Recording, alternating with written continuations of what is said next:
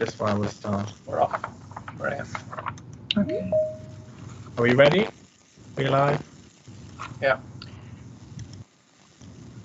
Good evening. Chair.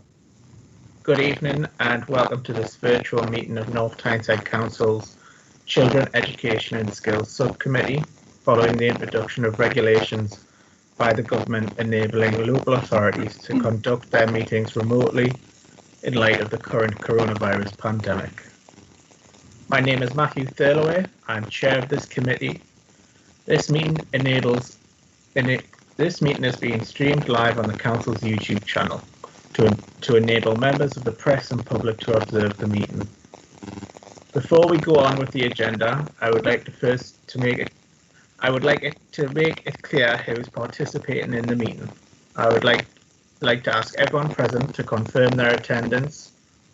In order to do this, I shall call out the name of the members of the committee. After I call your name, please turn on your microphone and camera and introduce yourself. Councillor Trish Brady. Councillor Brady, Northumberland Ward. Councillor Sean Brockbank. Councillor Joan Cassidy. Joanne Cassidy, Councillor for Wheatslade Ward. Councillor Nigel Hushcroft. Councillor Nigel Hushcroft, Northumberland Ward. Councillor Karen Lee. Councillor Maureen Madden. Maureen Madden, Councillor for Howden Ward. And Matthew, can I just say, I think your microphone's not working properly because is everybody else hearing that battly noise? Is it? Yeah. Yeah, I think it's a problem with my laptop, which I'll need to get sorted out. I thought it'd been solved, but obviously not. Councillor Andy Newman. Councillor Pat Oliver. Pat Oliver, Councillor for Benton Ward. Councillor Erin Parker Leonard. Erin Parker Leonard, Councillor for Killamouth Ward. Councillor Stephen Phillips.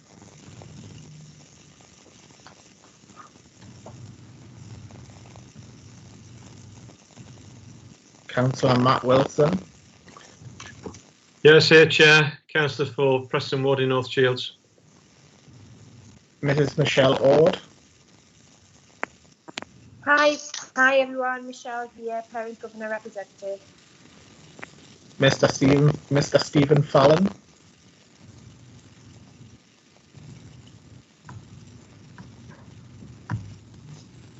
Reverend Michael Vine. Chair, Church of England representative. Councillor Andy Newman.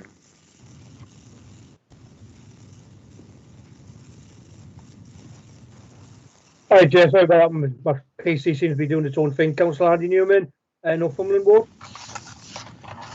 Can I ask the officers in attendance to introduce themselves as well?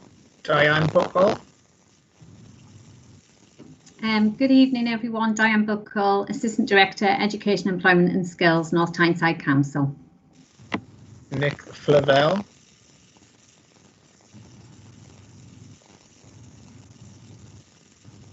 Maria Parkinson. Good evening, Maria Parkinson from Democratic Services. We are also having other officers joining the meeting to provide technical support in relation to the streaming of this meeting. To ensure that the meeting runs smoothly, can I remind participants to please turn off your microphones and cameras when not speaking. Only speak when invited to do so, and activate your microphone and camera before speaking. If any member or officer wishes to speak, please use the hand raise button or alternatively use the chat facility. We shall now begin to deal with the business set out in the agenda. Great, that's the formalities over and done with. Do we have apologies for the meeting, Maria or anyone else? Chair, Councillor Brockbank may be held up with a work commitment. Thank you. Are there any others? Just saying. Yes, can I just give apologies for Mark Barrett, Officer for Employment and Skills. He was presenting the post-16 paper, but he's not able to join us this evening. I think you're stepping into the breach as well, aren't you, Diane, to fill in. Thank you.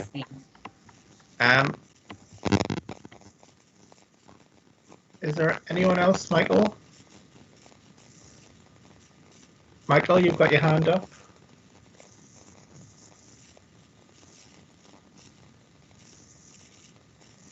Michael? Is that me, Chair? Michael Vine or another Michael? Sorry, Michael Vine. Oh, right. Well, I didn't know what I had. I'll lower it. Sorry, that was just to let you know. Never mind. Thanks.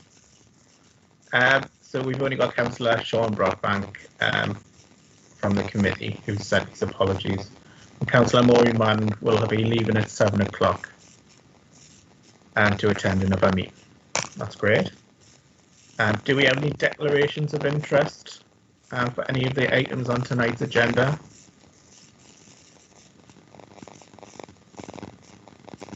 Excellent. Can we agree that the minutes of the previous meeting are a true record? Agreed. Excellent. Can I ask Diane to now report on children and young people's mental health, item 5? Okay, thank you. Thanks. Okay, thank you everyone, and good evening. I was asked to provide members of the committee with an update on the impact of COVID-19 on children and young people's mental health. What I'd like to do is just to present a few slides that we've been able to pull together. So if you bear with me, I'll share my screen. The briefing paper that you had ahead of the meeting talks a lot about, in the introduction, about the kind of the national picture, some of the national statistics that are starting to come out of some significant research that's been done. And I wanted to try and just capture how that is kind of anecdotally reflected in North Tyneside. Can I just double check that everybody can see my screen? I can. Great. Yes, I can see it, Diane. Thank you. Okay, thank you. Obviously, once I'm presenting, I now can't see anybody. So if there are any questions as we move through, if you could be so kind as just to stop me and I'll try and answer. Great. Just to remind the committee, unless it's questions regarding clarification, we'll keep questions until the end, Diane. Okay, thank you. So the next few slides really just represent some of the anecdotal evidence that we've collated for North Tyneside. What I would say is the briefing that I presented gave the national picture, as I said, which is post-COVID. But what I would like to say is just, I guess it's a caveat, that whilst there is some evidence that the majority of children and young people in North Tyneside have had, some negative impact as a result of COVID-19, what I would say is they are very resilient, and that the issues can be overcome with a kind of correct support and nurturing environments. Whilst we share some of the anecdotal evidence, what we do want to say is we don't want this to define our children and young people. So I would kind of like to make that clear. So prior to the pandemic, we already had an emerging concern around the number of children and young people who were already identified as having social, emotional, mental health as a primary need. So if I can just kind of share some of that data, these are children and young people who are identified as having special educational additional need. So you can see that that bottom row shows the social, emotional, mental health nationally was at 14.2%, but you can see that at North Tyneside we had a higher percentage of children who were presenting with social, emotional, mental needs at 18.4%. And this reflects, if I can show you this on the left-hand side, is the number of children, young people who have an education, health and care plan with social, emotional, mental health as their primary need. You can see from 2016 how that's steadily risen, and it's almost a third more pupils by January 2020. To the right of this diagram are the proportion of children and young people for whom they are in receipt of additional special educational needs support, but as yet they don't have an education, health and care plan. And you can see that that number has almost doubled over the same period of time. So this was pre-COVID, so we were already aware of an emerging need that was coming through in our children and young people.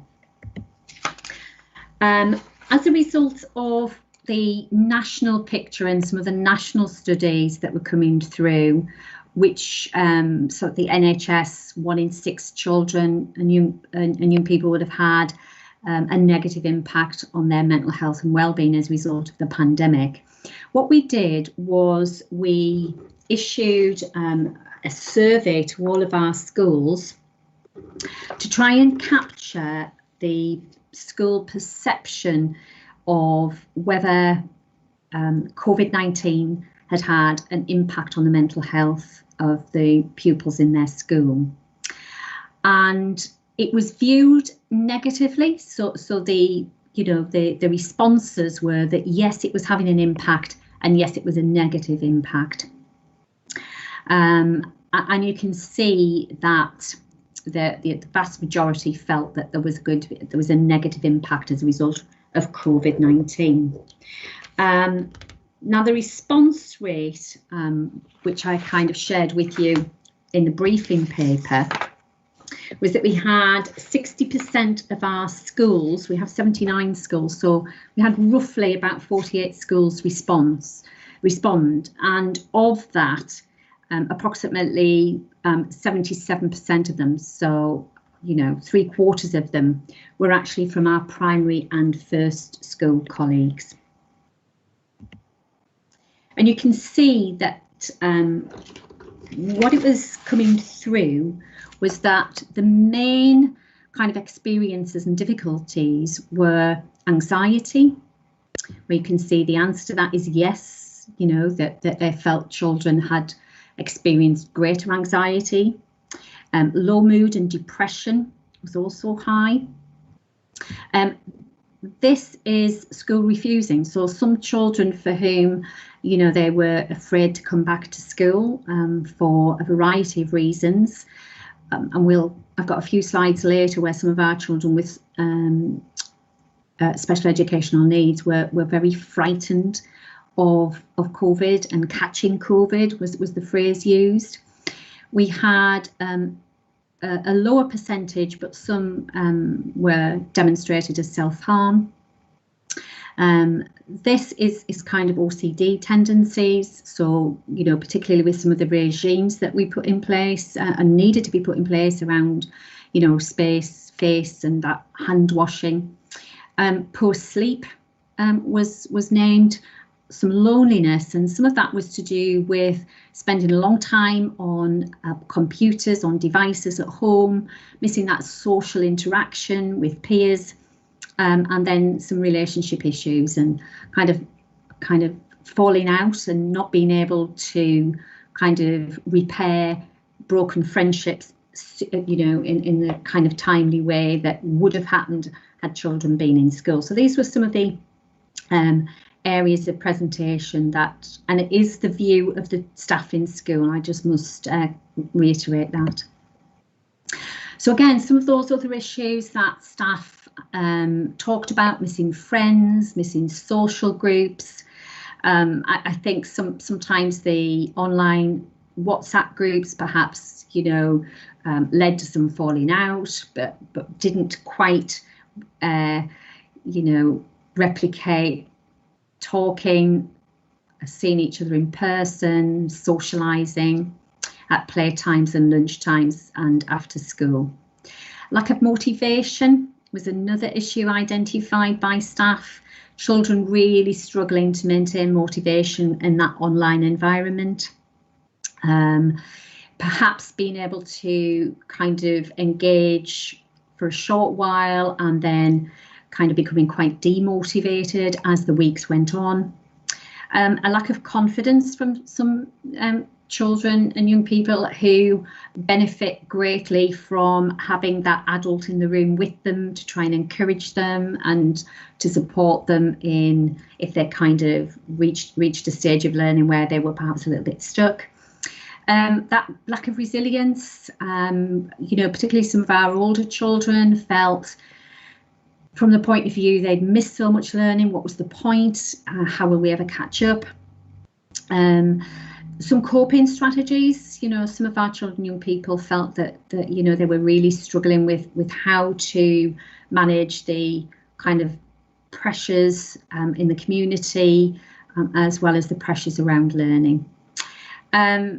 More emotional and extreme behaviours, angers and frustration, and the whole social distancing, having to remain in bubbles when they were in school, not being able to socialise beyond their bubble, staggered starts, staggered lunchtime, so some real frustration, and then also that added kind of anxiety, which is the next bullet, around those children and young people for whom they struggled to leave their parents, actually. That extra time at home meant it was that much more difficult for them to come back to school and rekindle friendships and rekindle that relationship.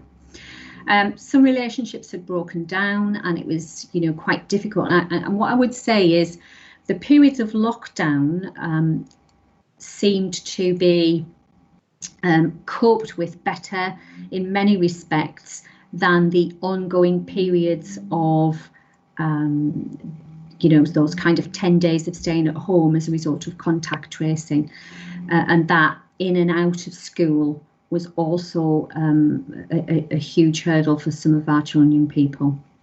And there was also concerns raised actually about the mental health of staff as well, and the ongoing pressures of managing online learning as well as face-to-face learning, their own anxieties about COVID, particularly if members of their family perhaps needed to shield or had been affected, the ongoing periods of having to self-isolate. So there were a number of other issues identified. What I would also say is statistically what we did have was for our pupils for whom they have an in-year application and go through the fair access process. And this is accurate up until the end of January. All of the in-year applications that are assessed go through a triage process, and in that triage process there is a kind of a questionnaire completed.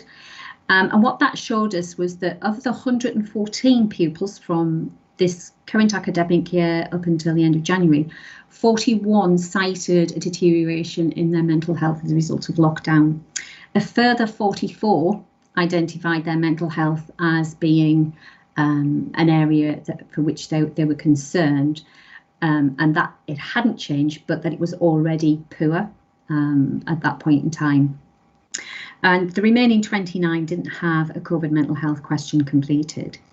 And there were no students going through that fair access process that reported having improved mental health. So roughly we can say that 50% of those children experienced a decline. We also took a sample of questions from some of our children in care. And these are just the key points of what was drawn from the selected group that we engaged with. What they felt was that was a negative impact on their family time and contact sessions. And obviously, despite mitigation, trying to have some quality time to keep in touch with their families has proven difficult. And actually, some of them particularly reporting in a breakdown in their relationships with their siblings as a result of that. A few young people who've been in care still access school during lockdown, as they obviously fell under the key group of children, the vulnerable children. And those who did actually found that beneficial. So the smaller class sizes, less pressure, actually that has been a positive for those young people. And they also reported that actually it improved their relationships, particularly with their foster carers, because, you know, spending so much time with them doing activities and time together has actually been a bonus. So it isn't all negative for our children in care. You know, struggling with the virtual environment, you know, that's regional, and some boredom for the older range, which I think has come out quite a lot. But of course, there's nothing open, so you know that there is very limited access to after-school clubs, sports clubs, all of those kind of leisure activities and cultural activities.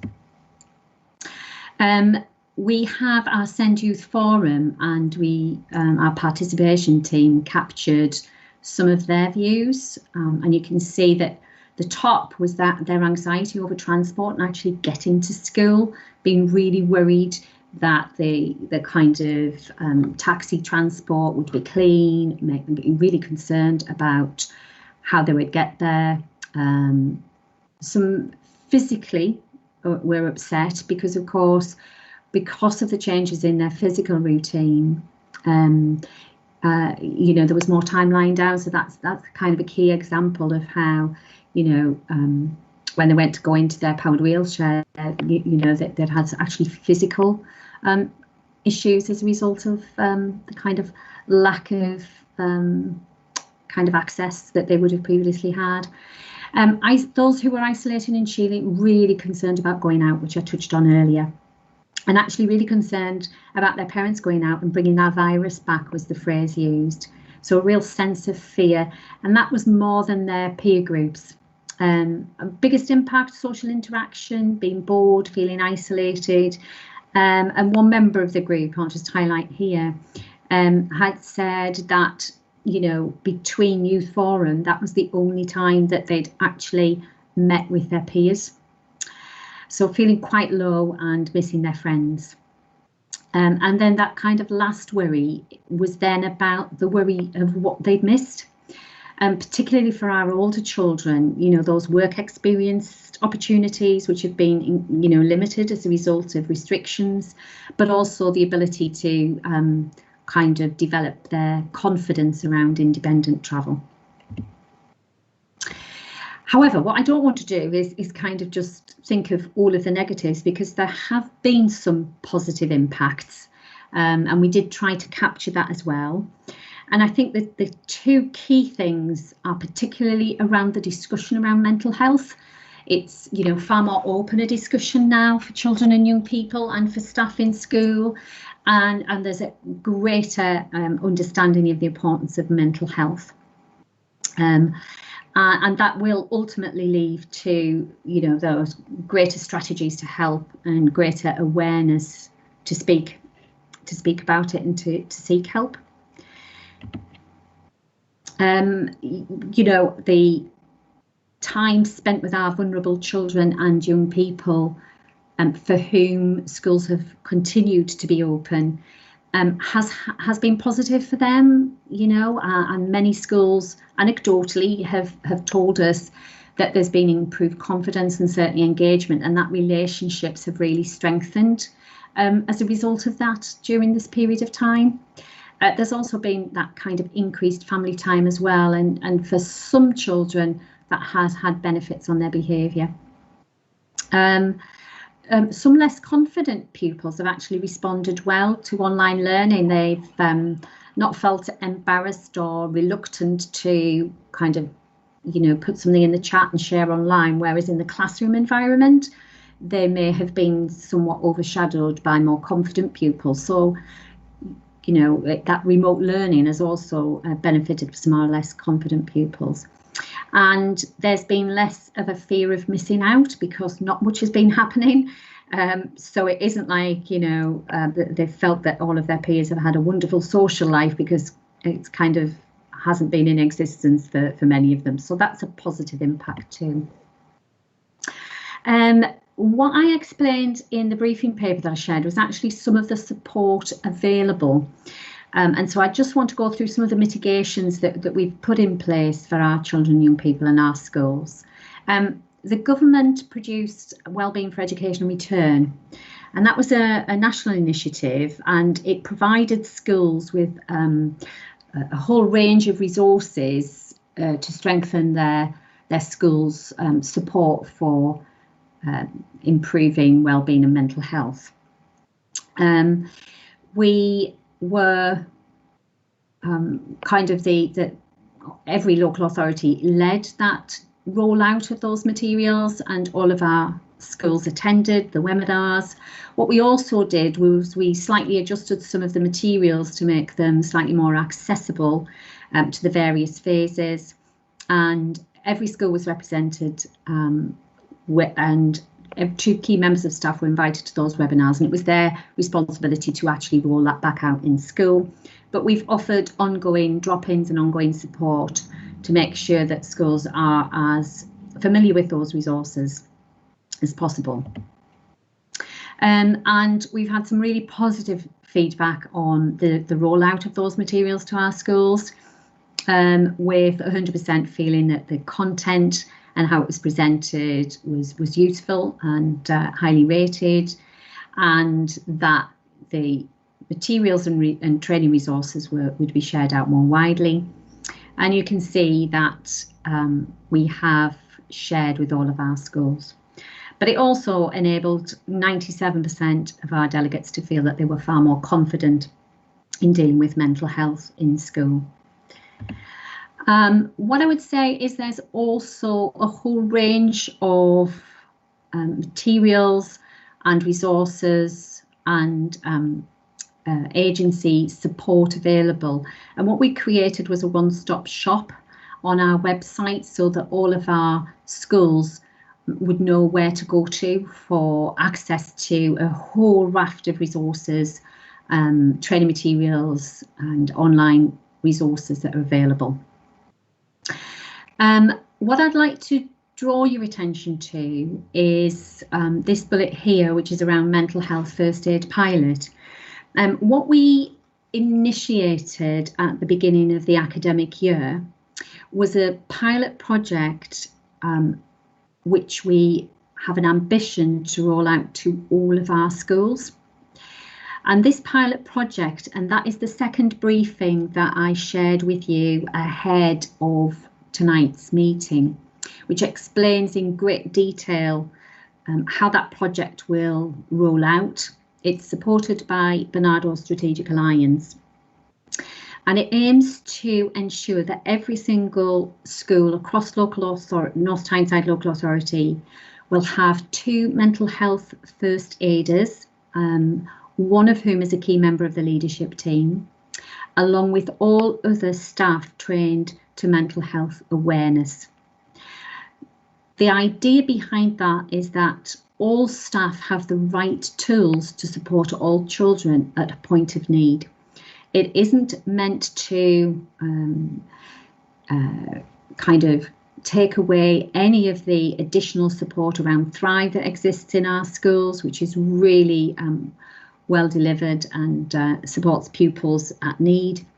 But rather, this is to offer a universal offer to all children. Once all staff are trained, there's an audit process where schools check, their approaches, make sure their resources, their understanding at the outset, so they can find those areas of school provision and policy and practice that perhaps need to be strengthened, or that are actually already well embedded that they just need to build on. That is then repeated at the end of the kind of the pilot period, where schools have adjusted policy, adjusted practice, in order to try and make sure that they get, obviously, that improved outcome when the audit's replaced. The rollout also includes all pupils being trained to mental health awareness standards, so that what that will do in school is have a shared language of understanding. So when children are feeling any kind of mental health pressures, they've actually got a language of understanding that's understood by all, so that they are better able to articulate how they're feeling and where their pressures and challenges are. And ultimately, what we know is that particularly in adolescence, many of our young people will share with peers some of their concerns rather than share with adults. So the intention is that there's a really strong network of support for all of our children in all of our schools. And just to draw you, obviously our educational psychology service are heavily involved in that project, but what they also did was produce some significant guidance to support our schools during COVID and dealing with loss, dealing with resilience, and particularly managing some of the significantly critical incidents that some of our schools have had to deal with over the course of the pandemic. This just shows a range of training and support that is available, and it kind of just demonstrates, over 60% mental health, first aid, and also Thrive are the key areas of training and support that's been accessed by our schools. So one of the positives that has come from this is that actually schools are devoting more time to teaching about mental and physical health and well-being. And what we're also aware of is the important link between physical health and well-being and mental health and well-being. There's certainly more support provided for parents. There's certainly more counselling available, and much of that is online and is able to be accessed online. Support visits and phone calls for children and young people during lockdown. Many of our schools have visited homes. Many of our schools have completed at least one phone call per week, and in many cases daily calls, depending on the levels of vulnerability and concern, and particularly when engagement with remote learning has perhaps not been where we wanted it to be. Certainly more staff are now involved in supporting mental health, and there's certainly more advice, guidance and signposting available for schools to access more easily. And there is certainly more support available for staff as well. So if I can just stop sharing my screen, and I'm happy at this point in time to just pause there and see if there are any questions.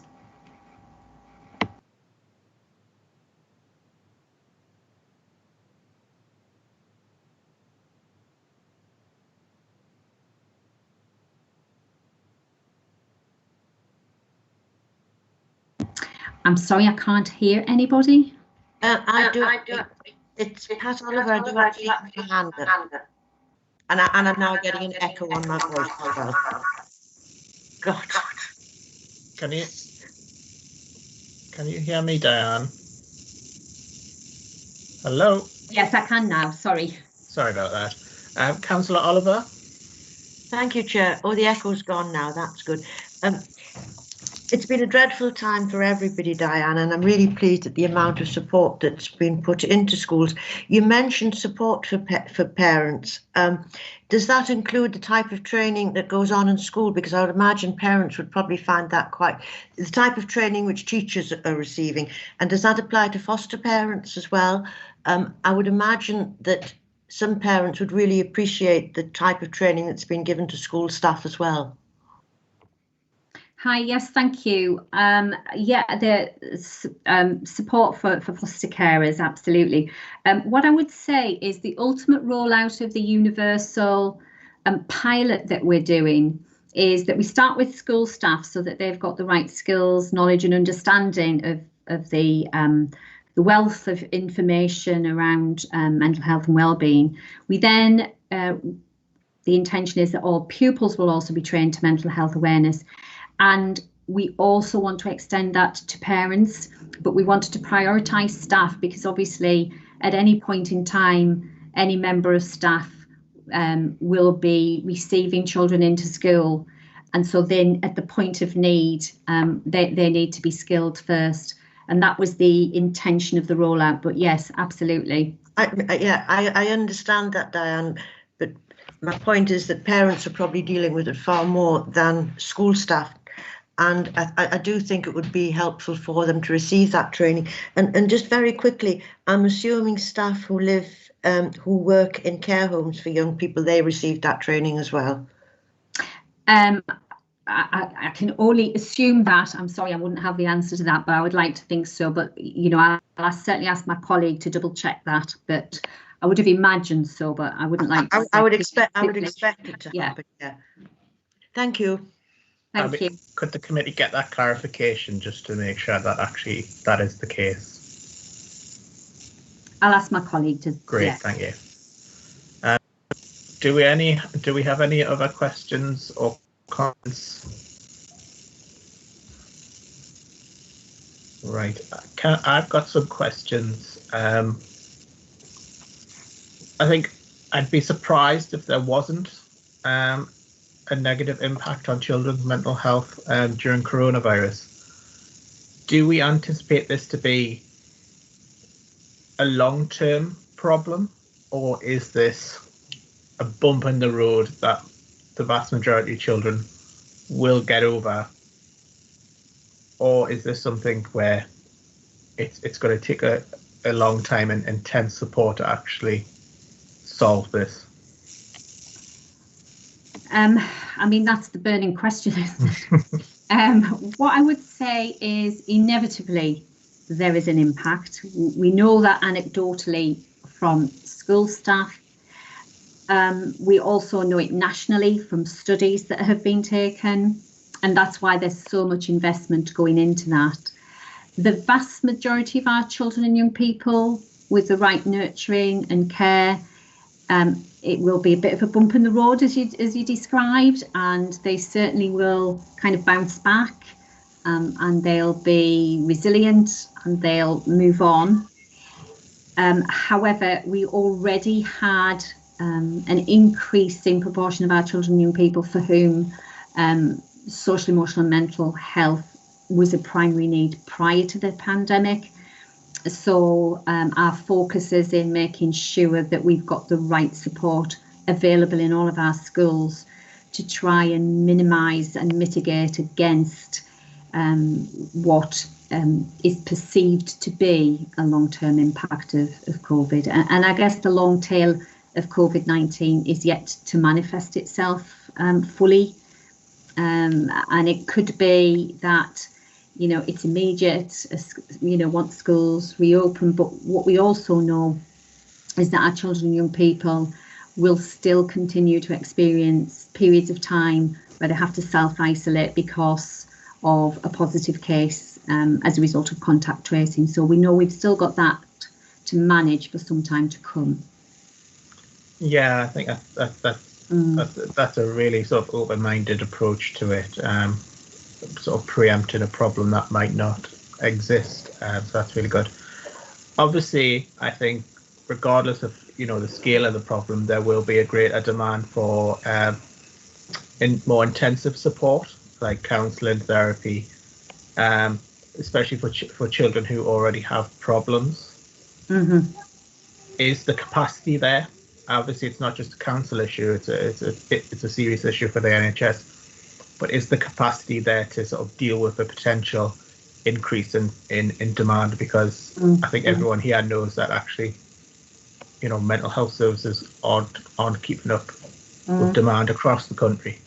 Yeah, and obviously we have an online service called Cooth, which is accessible. We also have an online service for staff, which is more easily accessible. Obviously, there was much information shared on the news nationally around the children and adolescent mental health. And you're right, the pressures on those services and the waiting times for those services. The government have announced some additional funding that will go through the CCG. I think it was 79 million they announced. As yet, we don't know what that will look like, but what the government have committed to is every school having a mental health first aider. And all I would say is, you know, the project that we've already begun trains 2 members of staff in mental health first aid. And, you know, as soon as we have some more information of how that money will transfer into schools, because it's it should be access to a mental health nurse within, I think it's something an hour or so. I can't quite remember that, but I'll certainly bring that back to you once we know exactly how that's going to be rolled out. But as yet, we just know it's coming, and the money's going to go through the CCG. So I'll keep you posted on that. Yeah, that's great. Just obviously my concern is that, you know, children who do need intense support and counselling and things like that, you know, often you have to exhibit really serious behavioural, you know, challenges and, you know, whatever you want to call it, before they're considered. And then often, you know, you've got 6 to 12 months of waiting to actually see a professional. So I think it sounds like we're going to be able to identify these people, you know, these children who are struggling. I'm just very concerned that once we identify these people who need help, you know, getting them that help, I think that's going to be the burning issue. And obviously it's not just the council, it's, you know, it's every service. I'd agree, absolutely. Yeah. And a final question before I bring another councillor in. Do we anticipate, or have we seen sort of an increase in eating disorders? Because obviously when you're in the house, and, you know, there's a lot in the news about sort of putting on weight during lockdown and things like that. Have we seen, or do we anticipate a problem? I'm just trying to think from the information that we received. That's not something that's come through. Anecdotally, it was more around anxiety, low mood, kind of some sleep disorders. But yeah, they may just not be manifesting themselves just yet. And I guess until children get back into school and perhaps, you know, get back into those routines, it will be quite difficult. I guess it's whether parents are picking that up in the home, isn't it? But nothing coming through that we're saying any more than usual. But you're right, you know. Yeah, it would be good if we could sort of keep an eye on that, because I think that, you know, that's going to be a problem. Could easily manifest itself, couldn't it? You're right, absolutely. Yeah. But yeah, that's a great presentation, and but I'll bring in Councillor Parker Leonard. Hiya, Diane. That was really fascinating. Yeah. I was just wondering about the mental health first aiders in each school. Has there been any thought put to creating a little bit of a forum between those mental health first aiders in each school, and whether they can connect and, you know, have a reflective practice? Because I know that could be quite a daunting task. Yeah, absolutely. What we have set up for the pilot group, because obviously we want to make sure the model's right. So we employed trainers who are school-based practitioners to deliver the first aid training. They are mental health first aid trainers, but they are school practitioners. So that's had a powerful impact because, you know, they can translate it to the school environment. What we also do is the advocates from each school who've undertaken the mental health first aid training meet on a regular basis, and one of our officers oversees those meetings. So there's professional challenge, there's an openness, there's sharing good practice, some of the issues that they're coming up with and ideas as kind of resolution ideas. So it's a really vibrant forum, but you're absolutely right, that's key to its success. You know, having that enabling environment where they can talk about some of the pressures, some of the ideas that they're trying, is a really valuable part of the process. And I didn't kind of bring that through in the presentation, but you're right, yes, it does exist. No, that's great. I think it's just about sharing practice as well, isn't it? And then oh, sorry, I was going to say, would you like to join one of them? Because they'd be really keen if you wanted to join as an observer. I'll get the date out to you. I mean, I do have other forums where I'm involved in practice. So, and then I was just going to say as well, I know that teaching staff's time is precious, and they've been pulled left, right and centre during all of this with staff sickness and isolation and everything.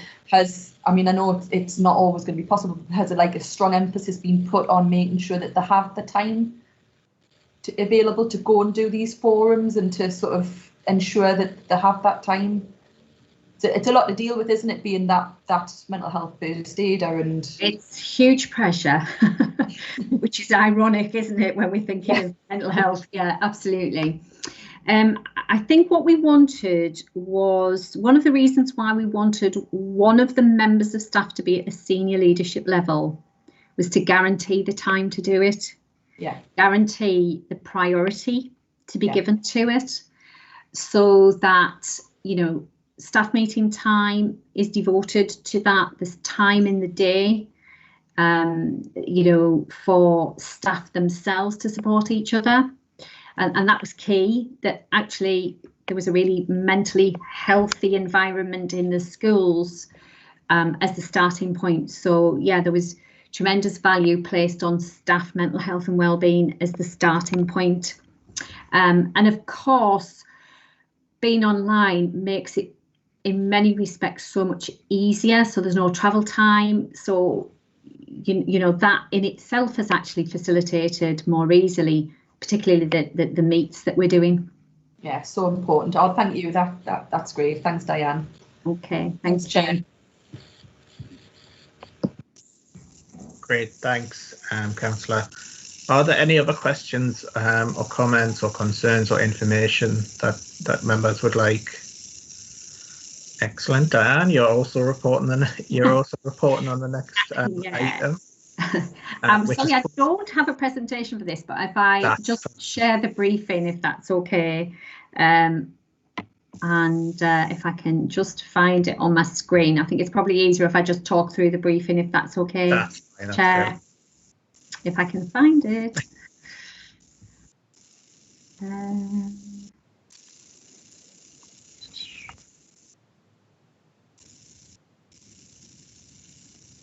Can I just double check? I think it's this. Yeah, okay.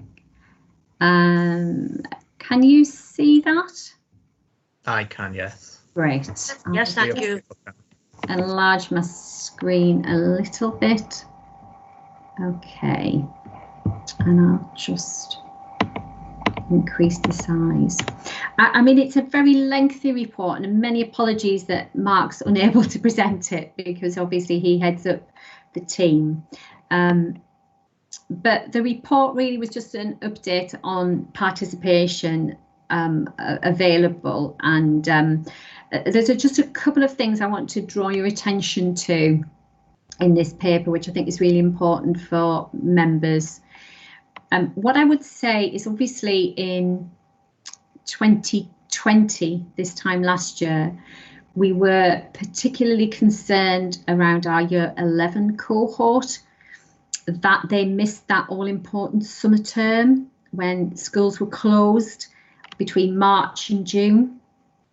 Obviously, there were lots of issues around public examinations last year, and trying to secure destinations, and that key time for doing so was lost for many of our students. So we were really concerned. So I just want to draw your attention down to some of the stats that came out of last year, and it's really testimony to particularly to our connections team, who worked over and above what we would have expected to just make sure that as many of our children and young people secure destinations. So I'll just scroll down to that. This introduction just talks about kind of statutory duties to make sure that there is provision for all of our children in years 12 and 13 to access employment, education, employment and or training. But if I can just scroll down, sorry, I know it's a bit unnerving, isn't it, when you scroll down on a paper document. Okay.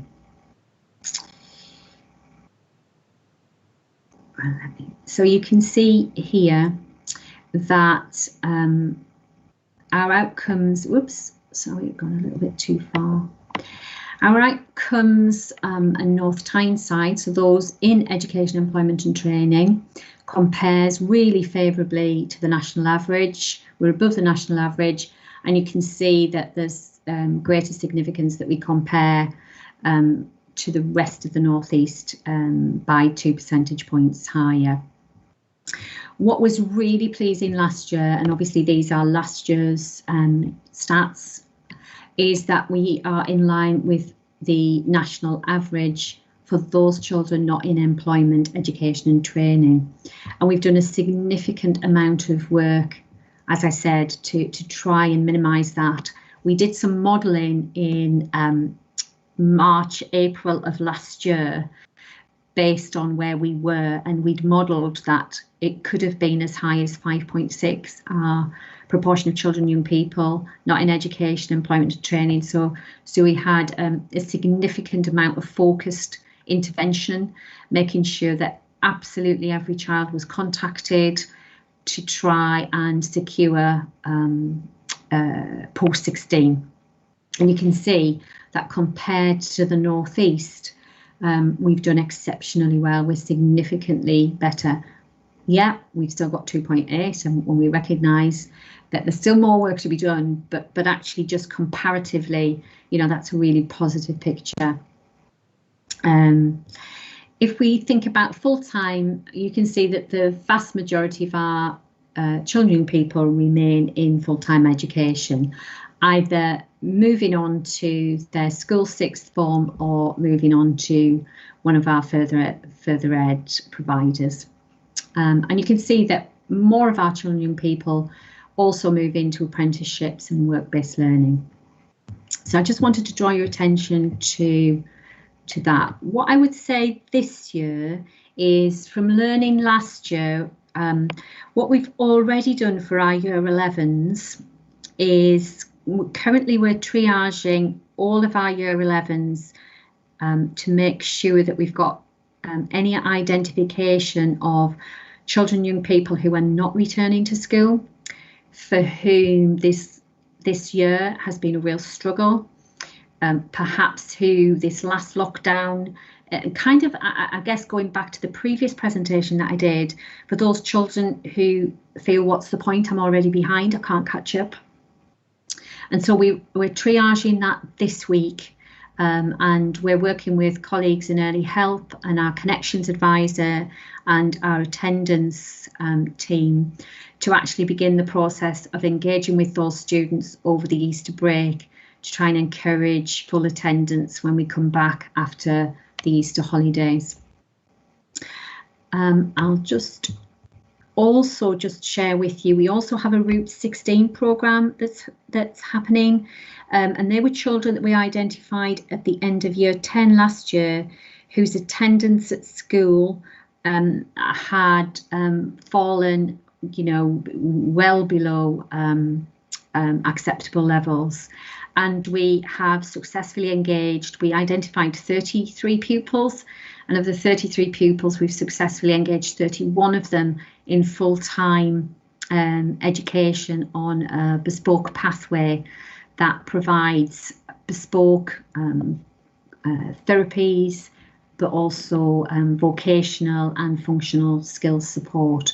So we're really pleased that, you know, we've managed to support a significant proportion of our children for whom we were already concerned that they would fall into this kind of group of not in education, employment and training. So we're delighted with the success, and they've maintained excellent attendance. They're averaging about 94% currently, which is brilliant compared to the 20%, 30% that they were demonstrating in year 10s. So if I can just try and scroll down here a little bit. So you can see that we do compare favourably with all of the North East local authorities and national averages when we talk about those in education and those not in education. So, you know, we're really proud of the work completed by the teams to try and support our young people. What the next section is, there's been lots of policy announcements, and obviously, you know, there's a huge push from government to make sure that there are plans for jobs, the Kickstart scheme in particularly, and you know, I'm sure at a later date Mark will be able to come and tell you what the impact of that has been. We're still in the middle of kind of some of the delivery and some of the work that Mark has already presented around apprenticeships to you. There's also some significant funding going into the National Careers Service to try and boost access for that and make sure that children get the best possible advice, support and guidance that they can. And again, you know, I'm just going to scroll down. You can see, you know, from the briefing paper, there's so much investment, so much additional funding, and because it's obviously a key group of children, making sure that you know, they don't lose their motivation and they feel that there's purposeful employment there for them. And if I just scroll down to the next section, which is that kind of skills for jobs plan, and that's really putting employers at the heart of post-16, trying to make sure that there are you know, business involvement and engagement so that our children and young people have a much broader understanding of the types of employments available to them, particularly, you know, certainly the emerging markets as well, that I think we've all seen as being absolutely key. And if we think about science, technology and digital literacy, you know, I think if the year has proven anything, it's kind of the importance of those fields, and particularly kind of around emerging sustainability employers. Oops, and if I can just scroll a little bit through there, you can see that there's you know, a significant amount of that kind of flexible lifelong entitlement that goes beyond a post-18, which is coming through from 2025. Okay, apologies. I just wanted to kind of draw your attention to this, that kind of supporting outstanding teaching and that recruitment campaign, particularly for teachers in further ed. I just wanted to draw that attention to, because quite clearly there is the real need to make sure that we've got the right skills, teachers with the right skills and the right provision. Whoops. And whoops, I'm stuck. There we go. So kind of locally, you can see we've got 13 schools offering post-16 provision in North Tyneside, 6 maintained, 3 academies, and we have 4 of our special schools. You know, the bulk offer A and AS level qualifications alongside a smaller proportion of BTEC, vocational, etc. And there's a well tried and tested path, academic path through to university for our children and young people. Further ed, most of our children go to Tyne Coast, but we do have a growing number of children and young people who move on to Newcastle and or to Gateshead College as well. Tyne Coast is the merger between Tyne Met and South Tyneside. We did have Queen Alexandra Sixth Form College in North Shields, but that was relocated onto the Battle Hill site last September, and it will remain there for this forthcoming year. But obviously that has perhaps given a little bit more diversity and choice for those students attending there, who can kind of have, I guess, a better access to vocational as well as academic courses. Whoops. And there we have a number of smaller providers, the Sports Academy, construction, so that's kind of trades available, and then we've got the Ignite Centre for engineering. So we've got a number of our children who go to a range of providers post-16, but as the previous slide table showed you, the vast majority of them stay on for academic A-level, AS level, and stay in their schools. And that really just kind of demonstrates to you the wealth of possible options post-16 that actually are available. I'm scrolling down, you can see where you can see that the breadth that is available. I'm kind of just going to pause there because I appreciate it's just a whole list now of providers that are available for training, then work-based learning opportunities that you can see, and employment and skills. And then, of course, there's Mark's team that are based at Norham, who also offer a range of courses, particularly to some of our children with special educational needs. So I'm going to stop because what I also wanted to just share with you, because that's just an extension of the working routes that we deliver ourselves, Igniting Potential, which is the special needs and disabilities study programme that we deliver, and some of the post-16 challenges that I just wanted to draw your attention to. Obviously, the medium to long term, we don't quite know yet. Obviously, work placements have been difficult for our children and young people this year because obviously of COVID restrictions. Funding, there's still challenges that continue, particularly with that kind of lagged learners, because obviously it's always kind of retrospective funding that we receive. And that is expected to increase, particularly when we think about the number of apprenticeships available. So we're working really hard, particularly with the Combined Authority, to make sure that we try to keep as many apprenticeships as starts as we can. And the table that I showed you, you can see 6.8 of our children and young people move on to apprenticeships. So it's a really important route for our children and young people. So we recognise that they are at risk, but we're doing all that we can to try and ensure that that remains a viable post-16. So if I could just stop sharing there.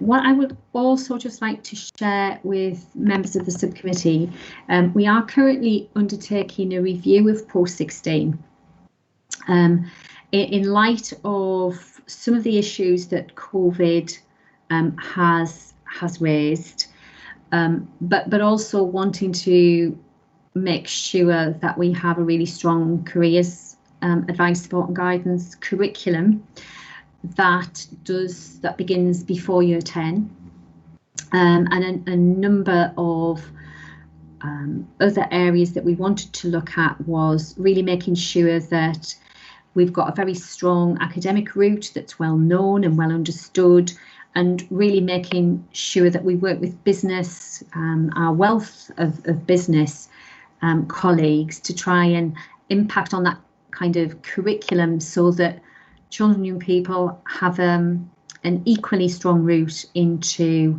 the vocational and also the technical routes. We're almost completed that review, and certainly if members wish, once that's kind of collated and presented to our lead members, I'll certainly bring back the findings from that at a later date. I was, suspecting the after Easter and in the summer term.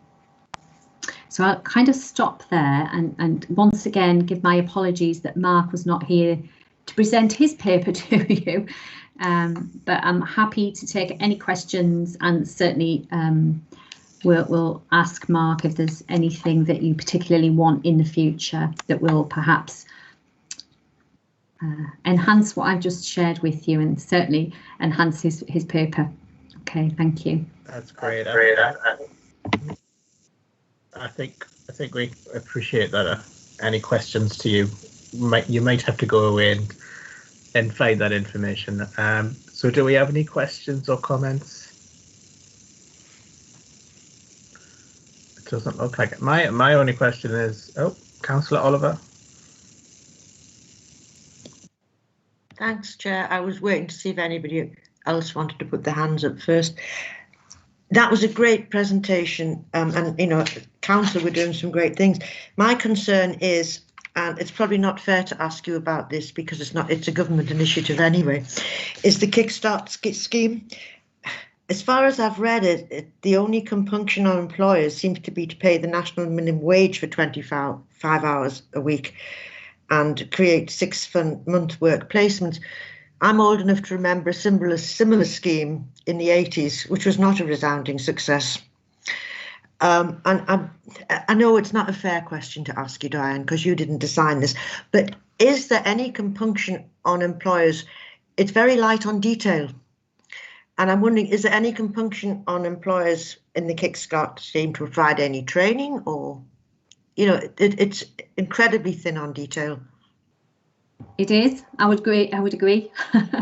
And I know it's not a fair question to ask you. Yeah, I'll just leave it in agreement with you, because I think the principle of it, you're right, it has something very similar has been rolled out before in the past, hasn't it? Mm-hmm. I think the 6-month period is, you know, is it too short? Is it too long? It's enough as a taster. We struggled in the North East, so there was an adjustment made because you had to be able to offer, it had to be a company of a certain size. Well, kind of nationally, you know, certain urban areas, you know, would have companies big enough to offer placements, but obviously what we were able to do was combine organisations so that there would be enough placements there. Which was the first hurdle we have to overcome. And beyond that, it's thin on the ground. I just agree with you. Certainly, we are trying to work with employers to make it purposeful and hope that it is enough to act as a springboard to get children and young people back into training, perhaps at a further ed, you know, once they've had a taster, as it were. But you're right. Thanks, Dan. My concern is it gets the job figures down for a few months, but what happens to those people afterwards? I'm sorry to ask you, because it's not within your remit, but I just wanted to share my concerns. But, you know, I'd certainly, you know, note what you've said. Absolutely, 100%. Thank you. Thanks, Councillor Oliver. My concerns are around apprenticeships. The company I work for have taken on a number of apprentices, and there has been mixed experiences, but generally it's actually a really good thing for both the employer and the employee. And obviously there's a national trend downwards for the uptake of apprenticeships. How are we trying to sort of counter that, at least at a local level in North Tyneside? Yeah, obviously, you know, Mark is working with the combined authority as well to try and encourage apprenticeship routes, and certainly there is an encouragement from North Tyneside Council as well for departments, you know, who we would kind of pay that levy and get those apprenticeships, and trying to encourage as many of our departments to take on apprenticeships where needed. And again, it's the quality of support that apprenticeships can get, isn't it? It's about the training that they get whilst they're in their apprenticeship, and making sure that, certainly I know that the quality assurance of that is really an important part of that, and that Mark is definitely, that's, you know, his priority along with his combined authority colleagues. And yeah, we're doing what we can, but you're right, it's the encouragement of employers to actually take them on, isn't it? And nationally we recognise that there are concerns, just as you've shared. I'm wondering, I know Mark has presented to you before around apprenticeships, and I'm wondering again if that's something that he, you know, potentially needs to bring back to you when we've got a better understanding of what that's looking like, because obviously we're still trying to secure destinations of which you know, apprenticeship routes is one. So you know, he may be able to bring you a better understanding of the impact of the work that he's been doing, particularly for those securing those September starts. Yeah, I think that's a really useful suggestion, especially sort of we're seeing sort of the decline once again of the apprenticeship. despite the government sort of throwing a lot of money into this initially, you know, it seems sort of with the change of Prime Minister that actually this isn't a priority. But just our experience of apprentices, you know, it's finding the best candidate, you know, and sometimes the best candidate isn't the most, you know, intelligent, you know, or academic person. Often it's the person with the most enthusiasm. And I think matching up the right employer with the right employee is the key. You're absolutely right. You're absolutely right. It's the skills and enthusiasm, isn't it? And the ethic. Yes, definitely. Absolutely. I'd agree completely. Do we have any other questions or comments? In that case, I'd just like to thank you, Diane, for presenting both reports. I think there's a lot to think about. Obviously, as we head towards sort of a post-COVID world, hopefully. Fingers crossed. Hopefully. Lights at the end of the tunnel, I think, isn't it? Or at least we hope. But seems to be getting a bit bigger. yeah. Hopefully. Yeah. Hopefully, these sort of problems, you know, won't be exacerbated by the pandemic any further. Yeah, I mean, it's been a difficult 2 academic years, hasn't it, for our children and young people? You know, significant disruption for them to their learning. So, yeah, it's not lost on any of us, is it? Absolutely. Yes, and if you just pass our thanks to you and your staff, because obviously everyone in education still has to carry on almost as normal. You know, I imagine the workload is even larger during these times than yes, not. it's not less. Great. Yeah. Okay, thank you then. Unless there's any other comments or concerns, I'm just happy to close the meeting. Okay. So thank you everyone for attending. Thank you. Good night. Okay.